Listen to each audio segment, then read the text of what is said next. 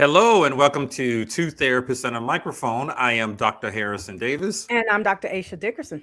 Two Therapists and a Microphone is a podcast show about mental health, relationships, and social issues that personally affect you. We broadcast live every Thursday evening at 7 o'clock p.m. on the Our Black Media Network. Harrison and I are two licensed psychotherapists with decades of clinical experience, and we want to hear from you. We want to hear about the situations or dilemmas that you're going through. So send us your questions, please, by visiting www.twotherapist.com and click on Ask Two Therapists at the top of the page. So, actually, tonight, our topic is a topic that was asked to us. Someone wanted us to talk about this tonight, and we always oblige. We will answer your questions, and we will bring on other experts to talk about things that we're maybe not as experienced in. Absolutely. So today's topic, but Dr. Aisha, you don't want to introduce this topic about we know someone We do. who recently lost his father. My condolences out to Robert Bryant, and he has been taking care of his mom and his dad. I think for about 2 or 3 years now. I know before the pandemic, and he's had to get a nurse. For I hope I'm not putting his business out there. I'm sorry, Robert, but I can also relate as I'm taking care of my dad. He doesn't live with me, but he has multiple health issues and he has to go to dialysis 3 times a week. And I have two sisters here in Atlanta, and we sort of split our time between them. He's had surgeries. And so we have to deal with that. And so that's a topic that I think a lot of adults Hmm. are having to confront right now with our aging parents. So Right. you actually brought this topic up, Dr. Aisha. Well, I mean, I brought it up after Robert gave it to us, but Yeah. I have had a lot of other people, or I've heard a lot of other people who have similar issues because maybe it's our age, Harrison. The older we get, the older our friends and Yeah. our But I'm colleague older than friends, you. parents, right, right. But so by we, I meant you. The older you get, the older y'all's parents are getting. And although I am not a caretaker for my parents, it's something I worry about. Actually, a friend of mine and I were talking about as our parents get older and we see them start shuffling a little bit, we see them moving slower. Do we hire people to cut their grass, we Hmm. have things replaced in their homes just because of fear of what might happen as they get older. So today I call today's topic care for the caretakers, because we're at that, by we, I mean you, Harrison. You all are at that age Hmm. where you're taking care of your parents, and then also usually you still maybe have some kids that you're taking Yep. care of. They could be young kids, they can be adult kids, but you're Yep. right there in the middle Yep. taking care of everyone else. So it kind of becomes like your almost number one, number two, if not number one role. Or Yeah. number three Or number sometimes three. if Well, you I mean, have. it's definitely in the top five. Yep. It's a lot to do. So I'm very grateful that I am not there yet, and I hope I don't have to be, but I am also hopeful that I'm going to learn a lot tonight that will prepare me in the event that I am. So let's introduce our guest. The first one that I'm going to introduce is Betty Johnson. Betty is a clinical mental health counselor who's had the great opportunity to work with diverse populations, including couples, individuals, SPMI, geriatric, and addiction. So, people who have those issues. She's known most of her adult life that she wanted to work in helping professions and often did so in a volunteer capacity through employment. Before entering the counseling field, Betty spent 20 years in the affordable housing industry working with seniors and family, providing life coaching to residents as they traverse community resources to help improve their way of life. From 2015 to 2021, she experienced one of the most significant forms of the helping profession, in that she had the opportunity to be a caregiver for her own mother who had dementia until her passing. In doing so, she got firsthand experience in learning self care while being a caregiver. Welcome, Betty. Thank you. Absolutely. And I want to introduce Miss Tanya Simmons Lee. She's a presenter, trainer, supporter of health and well being. She served in public and higher education for over 25 years, including education. She was also an assistant principal at a middle school in Houston County for 12 years. God bless you. In this position, she served as the career technical and agricultural education supervisor and the STEM coordinator. Before her tenure in the field of education, she held a career in mental health services for 10 years, where she served as a therapist and supervisor. She is currently the executive director of counseling services for Central Georgia Technical College. In this role, she oversees the area of direct and indirect counseling and plans awareness, prevention, and intervention opportunities for students who may be stuck, challenged, or overwhelmed with life. Before arriving at CGTC full time, she was an adjunct psychology instructor for 15 years on the Macon campus. Miss Lee received her Bachelor of Arts and Master's of Science degrees from Fort Valley State University. Furthermore, she received her education specialist degree in leadership from Troy University and a PhD from the University of Georgia. She's a life coach and a professional counselor, national certified counselor, certified counselor supervisor, mental health instructor, school counselor, and a certified instructional You do leader. all of that? You do a lot. Got me tongue tied, but I wanted to get your credentials out there. Welcome, Tanya Simmons Lee. Thank you, thank you, thank you. Yeah, that's been my track. So I want to just jump right in with the questions. Again, I haven't had to be a caretaker, but when I think about this, the first thing that I think about is my great grandmother. My aunt was her caretaker. She had some others before. My aunt was the last one who was her caretaker before she passed away.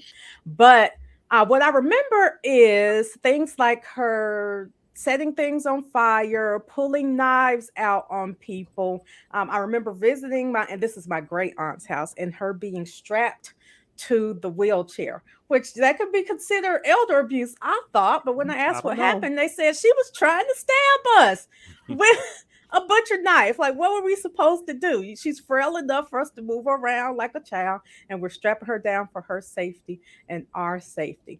And my mind immediately went to what could we have done to not get in this position? I know that for my great grandmother, she stayed at home throughout her adult life, so she didn't have retirement funds. I guess maybe she had a little Social Security or something, but luckily she had enough kids. People used to have a lot of kids back in the day to Mm-hmm. take care of her. So I want to start by asking, what can we do to be proactive? I'm thinking about when I get older, because I only have two kids, and if they both dislike me by the time I get old, like, what am I supposed to do? Okay. So let's start with you, Betty. What can I do to be proactive? Um, Probably just getting them prepared, I would say, Okay. because I started getting prepared to take care of my mom a little earlier on because we were watching her decline from another state. So just kind of getting prepared, watching that, like, okay, so now my kids are aware, like, this is what it looks like when we get old. So please don't put me in a home. Take care of me. Doing that, but also, I'll be honest, just making sure that you're financially secure. So having some of that, make sure you have retirement and get Yep. into positions that give you some pension and kind of prepare for that. That stuff is expensive, though, right? These retirement homes Yes, and they stuff, are. like thousands of dollars.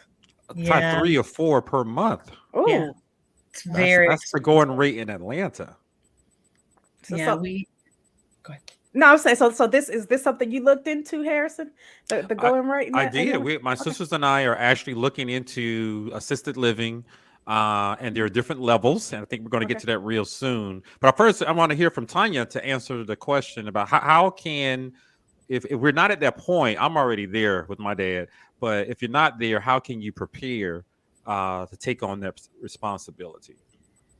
I think it's all that Betty said, plus the fact that as you age, your parents are doing the same thing. So coming into some self-awareness about where you are will help you to understand where your parents are. At least that's what worked for me when my father was the first person who we had to provide some caregiving for. His came not necessarily due to old age, but he had a heart attack, he had a stroke. I mean, he had several things that happened that kind of got us to that place. And when it came to finding somewhere for him to be, it was about, luckily he had worked somewhere that had some pretty good pension. His Ooh. social security was at a place to where it worked well for him as well. And then there still need to be a little buffering in place to Yep. Right. provide it. And then making sure that you're checking in with those care centers was a task, making sure that they don't just get there. That became a hassle about, okay, who's checking, this week kind of thing, putting people on schedules, and it's hard. But I think the first thing is being aware of where you are with your age. It'll help you become aware of where your parents are and what those needs are, and if they are one state from another, because that's initially where my dad was. He was several states away.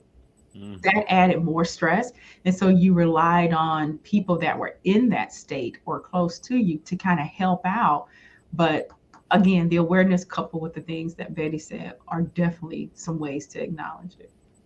And I'm glad that you brought up a buffer, because it's like EMDR where you go back to the previous memory and the previous memory. But Mhm. I also remember my grandfather. He had dementia when he passed away. But what I also remember was when he was in his right mind, he visited these places so that Mhm. everybody knew exactly. Yeah, he did. So That's we knew nice. exactly where he That's wanted nice. to go, and it Mhm. was all written out, when my mind is gone, this is where I want to be. And he was a veteran, so it was run by the VA and all of that. And at the time, in his mind and everybody else's mind, he did and would have the money to afford that. But by the time he actually needed the care, the price had gone way up, Mhm. and it took his retirement check, his social Everything. security check, all of that, and then other family members had to pitch in as Mhm. well. But we tried our best to Yep. give him what he said he wanted. Yeah, let me Yeah. tell you, I agree with you two said about I don't even know how you prepare for it. Is you think about your parents as kids and growing up, teenagers, even college age. There are parents and they're always there. They've always taken care of us, Mhm. even as adults. With certain limitations. And so when I notice certain weird things, with my dad, it was a surprise. Like he would get lost. There would be dents in the car, and we wouldn't know where they came from.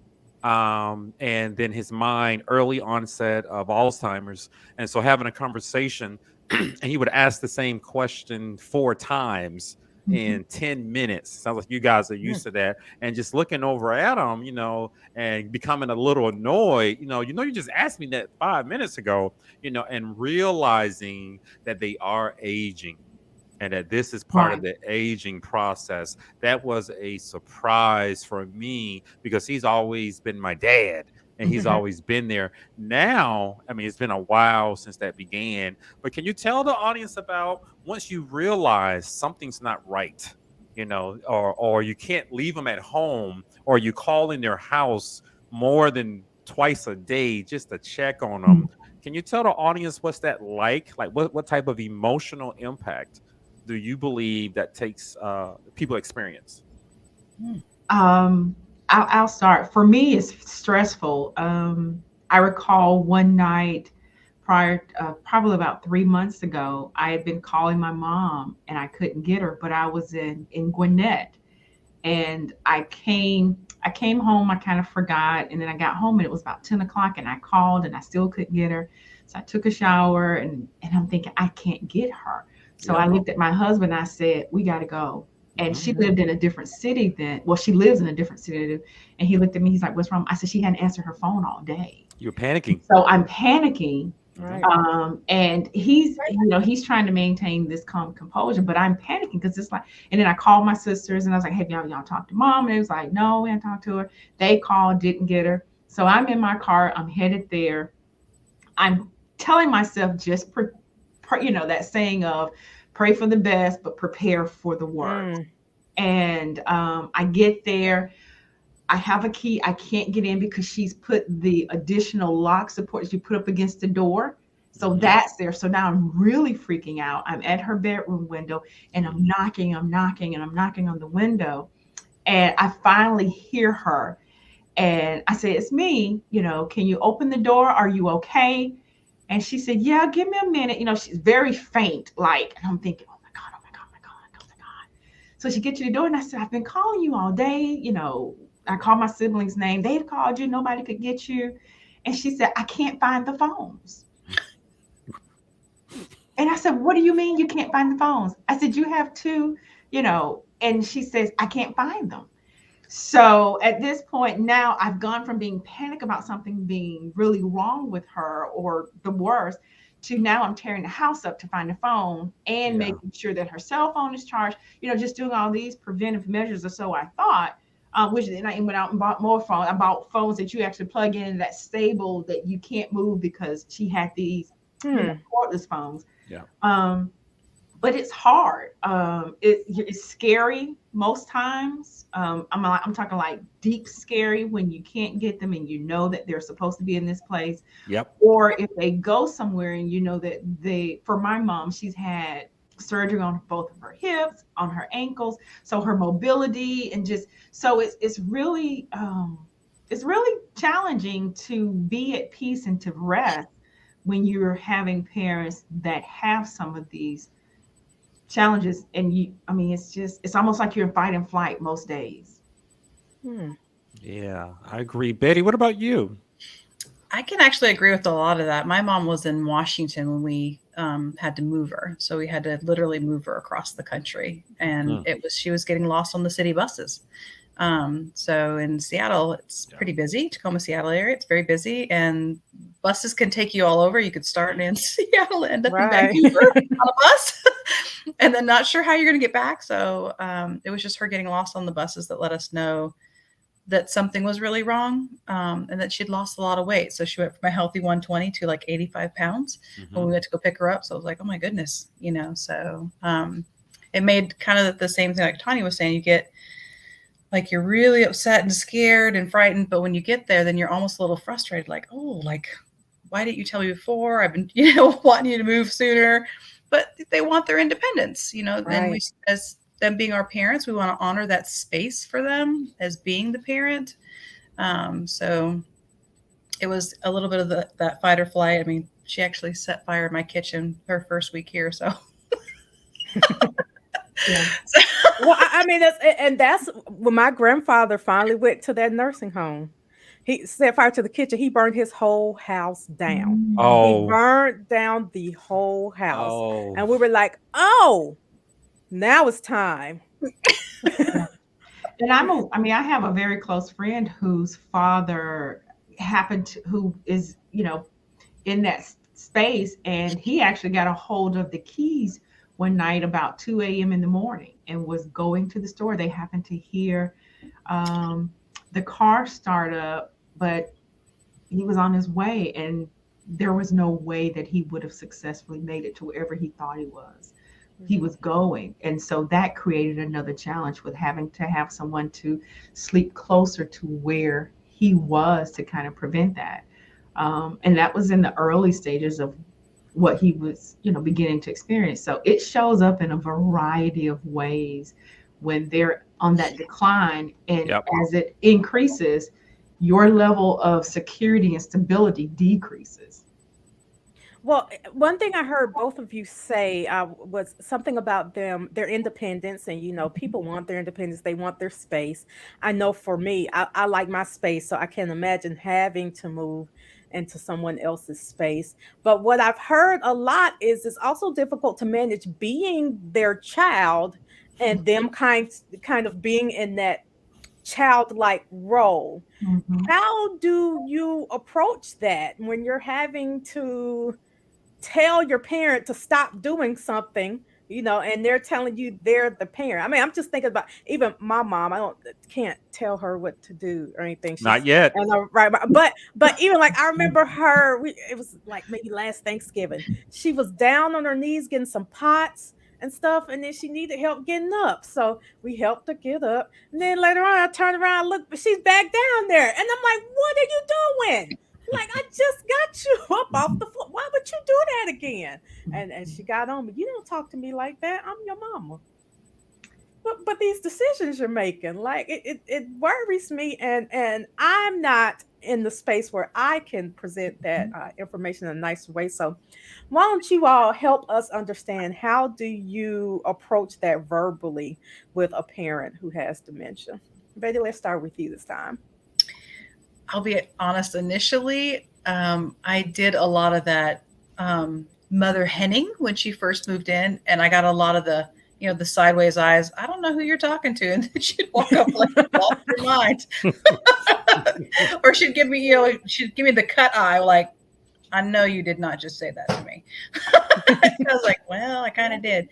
And it took actually like talking with her doctor who specializes in folks with dementia and Alzheimer's, and talking to somebody from the Alzheimer's Association to find the happy balance of giving guidance and correction without being punitive, and without making her feel like she's the child and the roles have been reversed somehow. So it took a little bit of that, learning process, because they make, like you were saying, Dr. Dickerson, what are you doing on the floor again? I just got you up. They make those decisions. Like, what are you doing across the street? How did you walk over there to begin with? So learning how to combine those, that soft correction with some loving care, but not sounding, punitive, was really helpful. And trying to pair it with a little bit of humor. And I try to mix some of, like, I'd bring up a time when I had done something that was really silly, and remember when and mixing that with that correction, she would kind of pause and go, oh yeah, so that kind of helped too. So thank you. Yeah, ditto to all of that. And I, when I think about interacting with my mom, because she'll look at me and she'll say, all right now, And you know what that means. I know exactly what that means. And so that means I've crossed a boundary. I let you get along, as long as I can. So, all right now.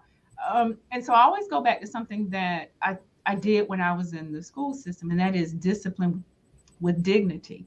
So I work with my mom and any older adult, because I grew up around my great grandparents. I actually had that opportunity to experience them. So I learned about how to interact with older people at a younger age. And so I still carry that with me, and that is to give her options, but only options that are going to work. Right. So I don't not give her a choice. I'll give her a choice, but it's going to be between one or two things that will still get us to where we need to be. Mm-hmm. So I do things like that. And the other thing is, I let her tell me what it is. I'll ask her, what do you need from me? Or what are we doing this week? And she'll say, well, she'll get slick and she'll say, I don't know what you're doing, but this is what I need you to do. So that's how the humor comes in, because I know when she hears we, she's not setting up for that. So she'll just tell me, I don't know what we doing, but this is what I need you to do. And that's how I kind of work with her. And then I incorporate my girls. I have 4 girls, a set of twins, and 2 single daughters, and they do a lot of the footwork, and she enjoys being with them because she could be grandma. Mm-hmm. Right? Just like my dad did. He enjoyed being with them because he could be granddad, and it wasn't my voice. So I brought in other people that gave them still some agency without having to be told. And they could say, well, grandma, we're going to do this, or grandma, you want to do that kind of thing. And if it's grandma, then this, then it works a little bit better too. So we found a way to make the medicine go down, and it works. Well, you guys are nice. And maybe it's different when you have an older male, and my dad, we've had some harsh words. My dad is old school. He's an old school cat. So he reminded me one time that he's my daddy. I'm not his daddy, and that he could still whoop me. And I said, no, you can't. No, you can't. you can't even pee. So you know, he had a catheter at one point, I so can hear you doing that too. You're gonna go back and forth with your dad. I did. He cussed me out, like I'm 15. Well, and see, that's what my dad would do. That's the difference between my dad and my mom. My dad would cuss me out. He did more than once, and I had to return it. But that's my dad, and Right. it was coming from a nice, respectful place. But that's his language, so Mhm. I had to use that language. But it was a Mhm. transition taking on this role where I actually felt like his parent, and he was telling me I'm not his parent. But the reality is, Dr. Aisha, you're talking about your mom on the floor getting pots and pans out. There are other decisions that they make that can be much more harmful, Right. like driving around at 12 o'clock at night, Mhm. and confused where he is. And we have a tracker on his phone and trying to call him. And, that's scary. Yeah. That's when you panic. And he's in an area of town that he shouldn't be in. So that transition, you got to make a decision. Am I going to allow my parent to keep making these decisions that might cause some harm? Or am I going to take on a much more authoritative role? And Yeah. sometimes they don't like it at all. But as they decline, we have to make that transition. It sounds like you guys made it easy, or your parents made it easy. I got more than a side eye with that. But what kind of signs help you if you move to the stage where you actually place them in some type of care system, like a nursing home or assistant living? What kind of signs did you see that help you to make that decision, or what signs are you looking out for? Let's start with you, Tanya. I think it varies depending on what the impairment is, what the issue is that's causing that decline. With my dad, like I said, he had, after having those multiple negative impacts on his body, excuse me, we just really couldn't take care of him. He needed nursing staff. Yeah. And while even with my mom, there's someone who comes in to, to work with her twice a week. And then we have someone who comes in and cleans for her, Mhm. as part of the things that she get through her Medicaid, Medicare. But it wasn't the same with my dad. Now, with my mom, what will push me towards that is I'm seeing this serious decline in her eating where she's losing the weight Yeah. because I'm still working full time, as well as my other siblings. And if we're seeing to where we're having more instances where we aren't able to keep up with her and people are having to bring her home, or we're getting calls from the police or from neighbors. So things like that mental decline as well as physical decline. Right now, she can still move around. She can still cook for herself. She can't stand very long with the surgeries that she's had with her hip and her ankle, but the impact of her ability to care for herself is what's going to be a clear sign to us that we're going to have to move her there. And, I know she's not listening to this, but we've already, checked out some centers. That's And what you think. She's gonna confront you. somebody's gonna say, I saw your baby on, but we've already checked some centers out and I've already put her name on a couple lists. So, Okay. because I'm noticing some things that are happening that I just mentioned to you, the decline in her ability to care for herself. Betty. So we had looked into some places, but chose to not take that option. Because of my mom having dementia, she qualified for hospice. So with her qualifying for hospice, and she was on hospice for like 2 years, they actually send nurses out to the house. And we had an amazing nurse that would pick her up, she'd take her out to eat. My mom unfortunately would give her the side eye and be mean and nasty at lunch, and she would be like, "It's okay." And I'm like, "I'm so thankful for you." It's a special nurse. That's a special nurse, I'm telling you, because my mom would, she would say all sorts of stuff, but she would come and spend time with her, and then we'd have other nurses that came and helped and showered, and her Medicaid and Medicare took care of that, which was nice. So we didn't have to put her somewhere else, just because I noticed with her being away from us the couple of times that she had, because we as caregivers needed the break, right? Because we still had high schoolers at home, so we just needed some time to breathe. So we would let her go to like a nursing home or a assisted living for like the weekend or a couple of days, and she got very disoriented and very aggravated, very agitated. and would get verbally assaultive. Like she would say a lot of stuff that she normally would not say. So we just realized at that point that while we need that break and it's okay for those couple of days, her living there would probably not be a great idea. So she actually stayed with us until her passing, actually. So Okay. Okay. It's funny that Tanya, you brought up food and that your mom continues to cook for herself. I'm thinking about my great grandmother. One of the while we're talking about signs, one of the first things we noticed was, I want to say it was a Thanksgiving. She made dressing, and it had so much sage in it that everybody sat there and we ate it, and we were looking around like, uh-oh, this is bad. If we throw it away, she's gonna say something. If we make Uncharacteristic. right, exactly. And on the flip side, I have a friend whose mother made potato salad, and she said they ate the potato salad, and she said there was nothing in there but potatoes and mayonnaise. Hmm. Like she forgot all right, soft potatoes. She forgot all of the other ingredients and all of the seasons. They were like, oh wow, something's happening. And other than that, they saw no signs. Mhm. But Betty, you brought up needing a break and having to do something for yourself to take care of yourself. So I want to move into that. What is it that the caretakers need in order to be healthy mentally and maybe physically? What do they need? Just tell us. Harrison needs to know now. do you want me to go first? Yeah, go ahead. Go ahead.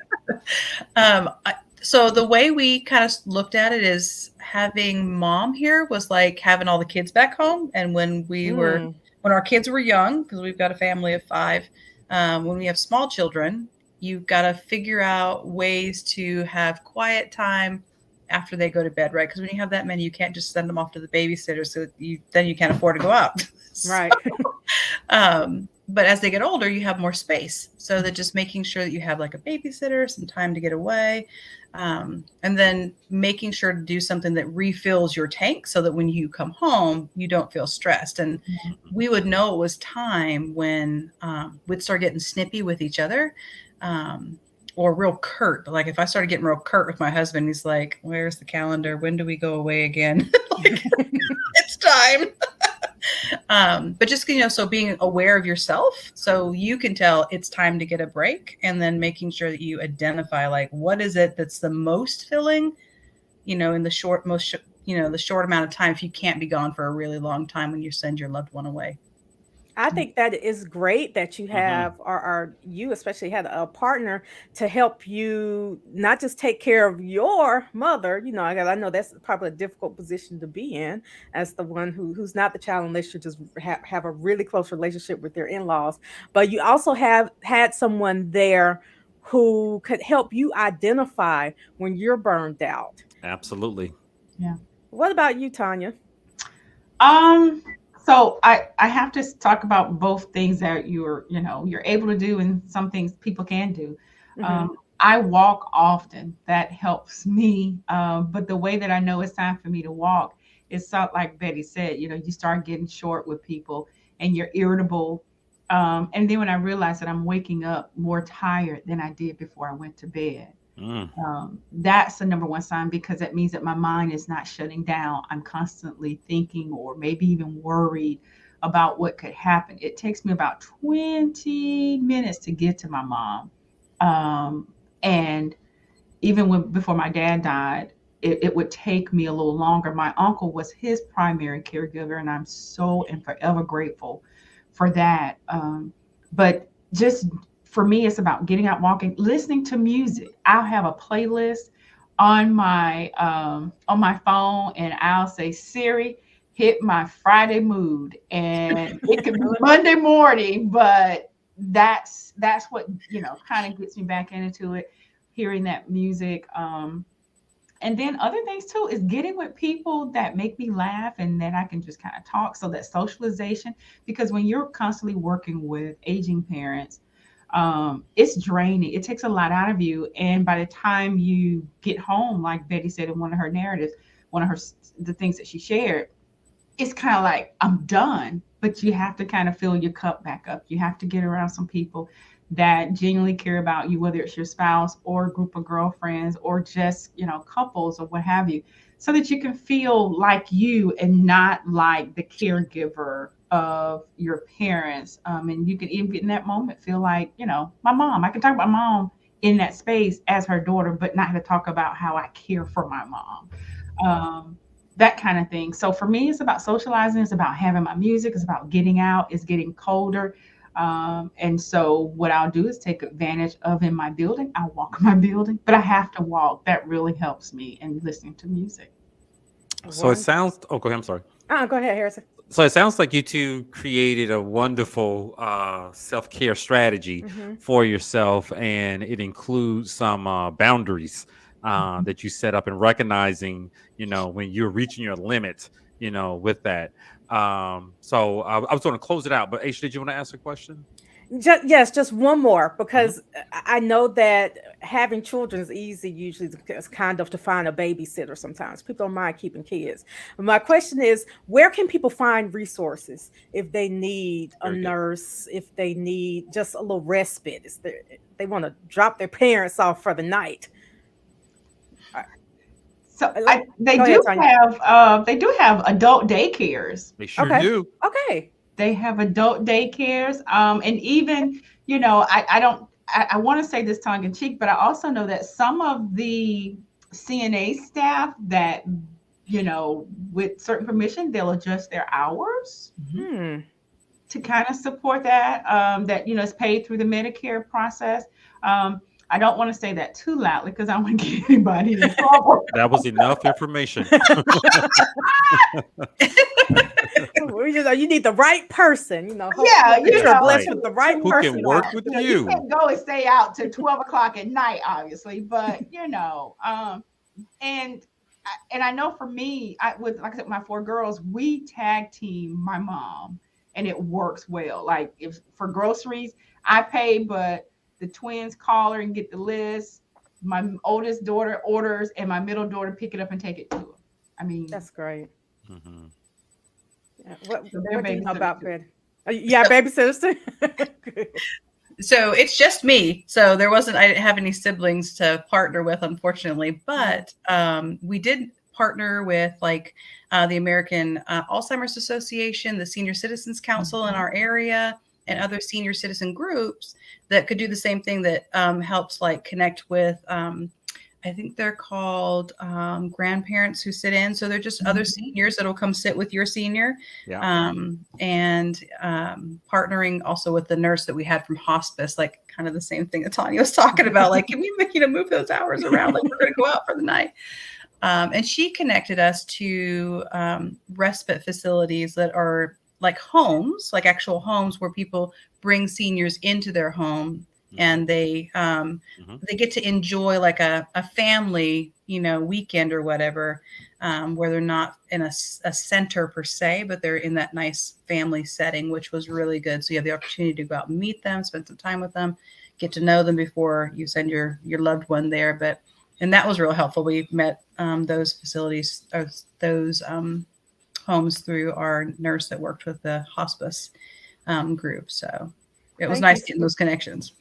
Thank you so much for sharing that with me. Again, always thinking about being proactive. At a minimum, right now, I just make sure my mom has an Apple Watch, so when she can't find her phone, she could ping her phone, or Good idea. she can answer from her watch. If something Good happens, she idea. falls.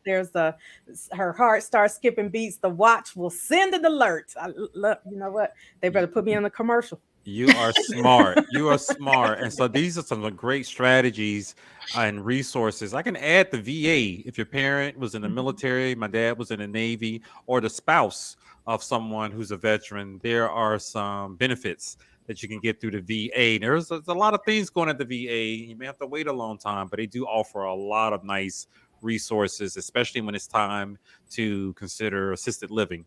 Because some of those benefits can kick in to help that buffer that you guys were talking about. So wonderful, guys, coming on here and talking about your journey, taking care of aging parents, some strategies, taking care of yourself.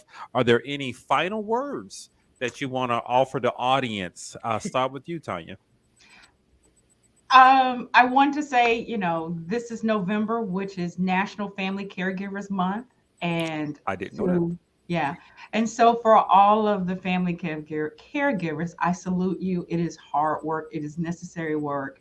As a family caregiver, the village is necessary for you to be able to show up every day. So, just think about, those moments that you had that created laughter, because the winters are coming and that's what's going to keep you warm. Very Thank good. you. Betty, any final words or suggestions? Well, I definitely ditto for what Tanya just said about the national caregivers. I didn't know that, so that's pretty awesome.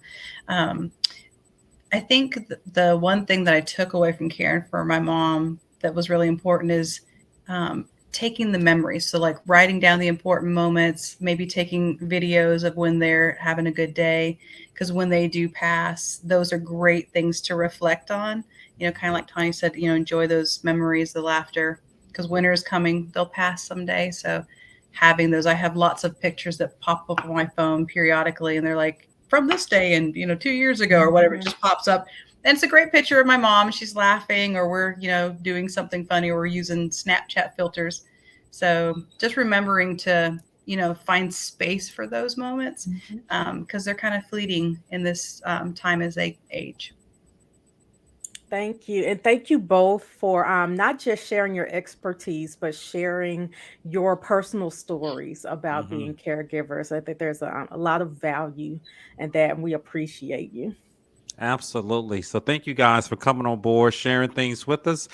This is the end of today's episode. I want to thank you guys for watching Two Therapists and a Microphone. I am Dr. Harrison Davis. And I'm Dr. Aisha Dickerson.